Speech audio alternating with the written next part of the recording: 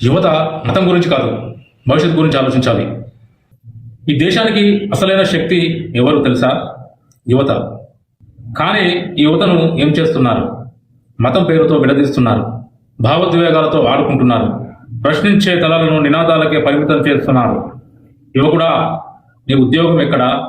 నీ స్కిల్కు విలువెక్కడా? నీ భవిష్యత్తు ప్లాన్ ఎక్కడా? మతం నీకు ఉపాధినిస్తుందా? మతం నీకు ఉద్యోగం తెచ్చిపెడుతుందా? మతం నీ ఫ్యామిలీని ముందుకు నడిపిస్తుందా? కాదు. ఈ దేశానికి కావాల్సింది ఆలోచించే యువత, ప్రశ్నించే యువత, సిస్టమ్ లోపాలపై పోరాడే యువత.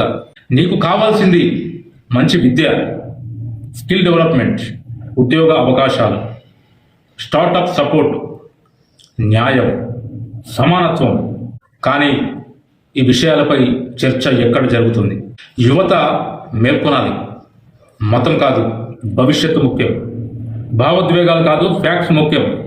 నినాదాలు కాదు, నైపుణ్యం ముఖ్యం. ఈ దేశం మారాలి అంటే ముందు యువత ఆలోచన మారాలి. నీ భవిష్యత్తు కోసం ఆలోచించు, నీ హక్కుల కోసం ప్రశ్నించు, నీ జీవితాన్ని నువ్వే నిర్మించుకో.